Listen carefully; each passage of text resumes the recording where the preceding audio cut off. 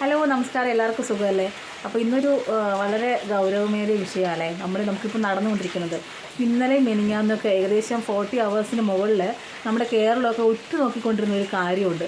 ഒരു സാധാരണക്കാരനായ മനുഷ്യൻ കുടുംബം നോക്കാൻ വളരെയധികം പാടുപെട്ട് ജീവിക്കുന്ന വളരെ സാധാരണക്കാരനായ ഒരു മനുഷ്യൻ്റെ ജീവിതം അല്ലേ? നമ്മൾ ശരിക്കും പറഞ്ഞാൽ നമ്മൾ വേസ്റ്റ് മാലിന്യം, മേ ബി റെയിൽവേ എന്നൊക്കെ പറയുമ്പോൾ ബാത്റൂം മാലിന്യം, ടോയ്ലറ്റൊക്കെ നമ്മൾ യൂസ് ചെയ്ത് നമ്മളിങ്ങനെ നമ്മുടെ കുഞ്ഞുങ്ങൾ പോലും മോഷന് പോയി കഴിഞ്ഞാൽ നമുക്ക് ഒരുപാട് ഇങ്ങനെ കൈ കൊണ്ട് കോരിക്കളയാൻ നമുക്കൊരു അറപ്പായിരിക്കും. അങ്ങനെയുള്ള ഒരു ഇതിൽ ഇത്രയും വേസ്റ്റ് നാറിയിട്ട് പാടുണ്ടാവില്ല. അങ്ങനെ ഒരു വേസ്റ്റിൽ ഒരു മനുഷ്യൻ ആ വേസ്റ്റ് ക്ലീനാക്കാൻ ഇറങ്ങുവാണെങ്കിൽ എന്തായിരിക്കും അവരുടെ വീട്ടിൻ്റെ അവസ്ഥ അല്ലേ? തീർച്ചയായും അത്രയും കഷ്ടപ്പാട് തന്നെയായിരിക്കും അവരുടെ വീട്ടിലെ കഷ്ടപ്പാടും ബുദ്ധിമുട്ടും കാരണമായിരിക്കുമല്ലോ ഈ പണിക്കാകുമ്പോൾ അധികം ആൾക്കാർ പോകാറില്ല. അതുകൊണ്ട് തന്നെയാവും ഇവർ ഇതിന് പോയതും. പക്ഷേ 4 പേര് പോയിട്ട് ആ മനുഷ്യൻ ഒഴുക്കിൽ പെട്ടു. ആ ഒരു 48 hours നമ്മൾ ആ മനുഷ്യൻ ആ ഒഴുക്കിൽ പെട്ടപ്പോൾ ഈ കേരളത്തിൽ ശരിക്കും പറഞ്ഞാൽ ഈ ന്യൂസ് കണ്ടവർ കരയാത്തവരാരും ഉണ്ടാവില്ല. അത്രത്തോളം വിഷമായിരുന്നു അല്ലേ ഓരോരുത്തർക്കും ആ മനുഷ്യൻ്റെ ഒരു അവസ്ഥ. സത്യം പറഞ്ഞാൽ എല്ലാവരും, ഞാനടക്കം പ്രാർത്ഥിക്കുമായിരുന്നു, ദൈവമേ എവിടെയെങ്കിലും ഒഴുകിപ്പോയി ഏതെങ്കിലും മരക്കൊമ്പിൽ പിടിച്ച് എവിടെയെങ്കിലും കിടക്കണേ, ബോധം പോയാലും കുഴപ്പമില്ല, നമുക്ക് രക്ഷിച്ചെടുക്കാം, എവിടെയെങ്കിലും പോയി കിടക്കണേ എന്നിങ്ങനെ പ്രാർത്ഥിക്കുകയായിരുന്നു. എല്ലാവരും ആഗ്രഹിച്ചത് അതുപോലെ തന്നെയാണ്. പക്ഷേ ആ മനുഷ്യൻ്റെ അവസ്ഥ നോക്കി, സ്വന്തം അമ്മയും പെങ്ങളും ഉണ്ട്, പക്ഷേ ശരിക്കും മുഖം കാണാൻ ഒരു മുഖം പോലും കാണാൻ പറ്റാത്ത ഒരു അവസ്ഥയാണ് ആ മനുഷ്യൻ്റെ അല്ലേ? അതെന്താ കാരണം? അതുപോലെ അഴുകി ചീഞ്ഞ അവസ്ഥയിലാണ്, ജീർണിച്ച അവസ്ഥയിലാണ് ഒരു മനുഷ്യ ശരീരമാണ് അല്ലേ?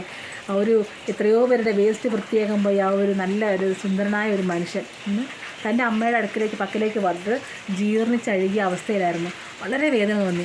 അതുപോലെ നമുക്ക് സല്യൂട്ട് കൊടുക്കാൻ തോന്നുന്നൊരു കാര്യം റെസ്ക്യൂ, നമ്മുടെ സ്കൂബ ഡ്രൈവ്, നമ്മുടെ എല്ലാവരും ചേർന്ന് സ്കൂബ ഡൈവ് ചെയ്തവരൊക്കെ അത് നിങ്ങൾ കണ്ടായിരുന്നു. അത്രയും അഴുക്ക് ചാലിന് അരയോളം എന്നല്ല, ഫുള്ള് വെള്ളമാണ്.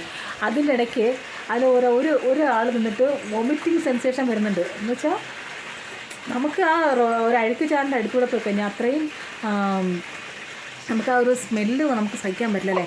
നമുക്ക് അറ്റ്ലീസ്റ്റ് ഒരു ഡ്രൈനേജ്, നമ്മളൊന്നുമില്ല, നമ്മുടെ ഈ പാത്രം കഴുകുന്ന വെള്ളം പോകുന്ന ഡ്രൈനേജ് തന്നെ ആ ഒരു ഇച്ചിരി ബ്ലോക്കായി നമ്മൾ കുത്തി വിടുമ്പോൾ ഉള്ള സ്മെല്ല് തന്നെ നമ്മൾ കുളിച്ചാൽ പോലും പോകാൻ അത്രയും അത്രയ്ക്ക് സ്മെല്ലായിരിക്കും. നമ്മൾ പോകുന്നിടത്ത് എല്ലാം സ്മെല്ലായിരിക്കും. അങ്ങനെയാണ് എന്നിട്ട് പോലും അത്രയും അഴുക്ക് ചാലിനിടയ്ക്ക് അത്രയും മനുഷ്യരിറങ്ങി അവരെ കൊണ്ട് മാക്സിമം അവർ ശ്രമിച്ചുവല്ലേ രക്ഷിക്കാൻ. പക്ഷേ നമ്മുടെ ആ ചേട്ടനെ രക്ഷിക്കാൻ കഴിഞ്ഞില്ല. നമ്മളെന്താ ഇതിന് പറയേണ്ടത്? വിധിയെന്നാണോ ഇതിന് നമ്മൾ എന്താ പറയുക? ശരിക്കും ഒരു വിധി എന്ന് പറയണോ? ഇതെന്നൊക്കെ പറയാൻ പറ്റുമോ? ശരിക്കും നമ്മൾ ടെക്നോളജിയുടെ മിസ്റ്റേക്ക് അല്ലേ ഇത്? അതെ, കേരളത്തിൽ നമ്മുടെ ടെക്നോളജി വളർന്ന് പറയണ ഒരുപാട് കാര്യങ്ങളുണ്ടല്ലേ.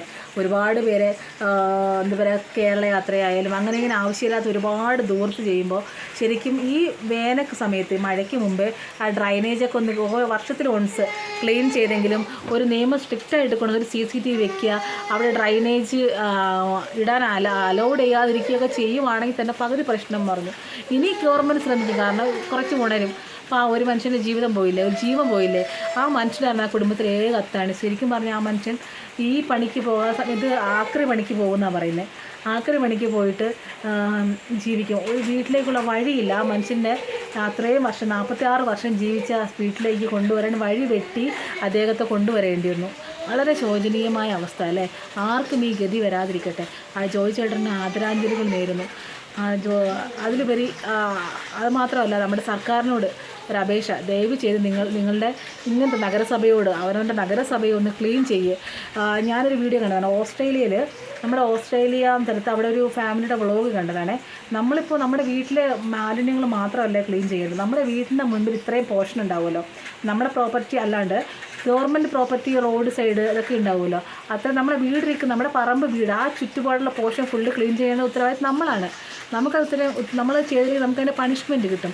ശരിക്കും അങ്ങനത്തെ നിയമമൊക്കെ നമുക്ക് കൊണ്ടുവരണം. നമ്മുടെ വീടിൻ്റെ മുന്നിൽ ഇത്രയും നമ്മൾ ഓരോ ഞങ്ങളെ വയനാട്ടിൽ ബത്തേരി നിർത്തുന്ന ഒരു കട അവർ മുമ്പിൽ വേസ്റ്റ് ഇടാൻ അവർ അലൗഡ് ചെയ്യില്ല. കാരണം അവരുടെ ഉത്തരവാദിത്തമാണ്. അവിടുത്തെ ചെടിക്ക് വെള്ളം ഒഴിക്കുന്നതും അവിടെ വേസ്റ്റ് ഇടാതിരിക്കുന്നതും അവരുടെ ഉത്തരവാദിത്തമാണ്.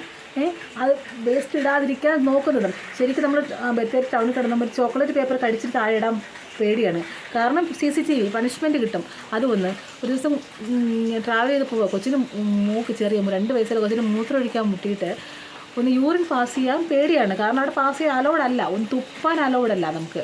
അതുകൊണ്ട് നിയമം സ്ട്രിക്റ്റ് ആയതുകൊണ്ട് ഫൈൻ വരുമെന്ന് പറഞ്ഞുകൊണ്ട് നമ്മൾ തുപ്പില്ല അല്ലേ. അത് മാത്രമല്ല നമുക്കറിയാം എന്തായാലും എത്ര വന്നാലും നമുക്ക് വേഗം നമ്മൾ ബാത്റൂം രക്ഷയാക്കി പോവുക ചെയ്യുക. അപ്പോൾ അങ്ങനത്തെ കുറേ നിയമങ്ങൾ വരണം. വേസ്റ്റ് അനുവദിക്കാതിരിക്കുക, അവനവൻ്റെ വീടിൻ്റെ മുമ്പിലുള്ള പോർഷനൊക്കെ ഒന്ന് ക്ലിയർ ചെയ്യാൻ ഓരോരുത്തർക്കും സ്ട്രിക്റ്റായിട്ട് ഗവൺമെൻറ്റൊക്കെ ഓർഡർ കൊടുക്കുകയാണെങ്കിൽ നമ്മുടെ നാട് രക്ഷപ്പെടും. ഇനി ഒരു ജീവൻ പൊലിയാതിരിക്കട്ടെ. ജോയി ചേട്ടന് ആദരാഞ്ജലികൾ. ആ ചേട്ടൻ്റെ വിയോഗം കുടുംബത്തിന് താങ്ങാനാവട്ടെ, അവർക്ക് സമാധാനം കിട്ടട്ടെ. എന്താ പറയുക, അവർക്ക് ആ ചേട്ടൻ്റെ വിയോഗം താങ്ങാനുള്ള ശക്തി ദൈവം കൊടുക്കട്ടെ അല്ലേ. അതുപോലെ നമ്മുടെ സ്കൂബ ഡ്രൈവേഴ്സിനും റെസ്ക്യൂ ടീമിനും നമ്മുടെ പോലീസിനും എല്ലാവർക്കും ബിഗ് സല്യൂട്ട്. അപ്പോൾ എല്ലാവർക്കും നിങ്ങളുടെ നന്മ, നിങ്ങൾ ആ ചെയ്ത നന്മയ്ക്ക് നിങ്ങൾക്ക് ദൈവം നല്ല പ്രതിഫലം തരട്ടെ. നിങ്ങൾ എല്ലാവരും വലിയ വലിയ ഉയരങ്ങളിലെത്തട്ടെ. നമ്മുടെ ജോയി ചേട്ടൻ്റെ ആത്മാവിന് ശാന്തി കിട്ടട്ടെ.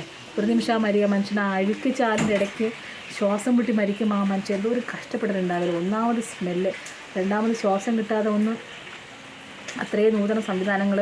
കുഴൽക്കിണറിയുന്നവരെ ഒരാളെ രക്ഷിക്കാൻ നമുക്ക് കഴിയും. പക്ഷേ ആ ഒരു വേസ്റ്റ് ചാലിൽ കുടുങ്ങിയ ഒരാളെ അവസാനം വേസ്റ്റ് തന്നെ പുറന്തള്ളുക ചെയ്തത്. 3 ദിവസം തന്നെ വേസ്റ്റ് പുറന്തള്ളി ആ ശരീരം പൊങ്ങുകയാണ് ചെയ്തത്. അത്രയ്ക്ക് ശോചനീയമാണ്. പറയാൻ വാക്കുകളില്ല. ജോയി ചേട്ടന് ആദരാഞ്ജലികൾ നേരുന്നു.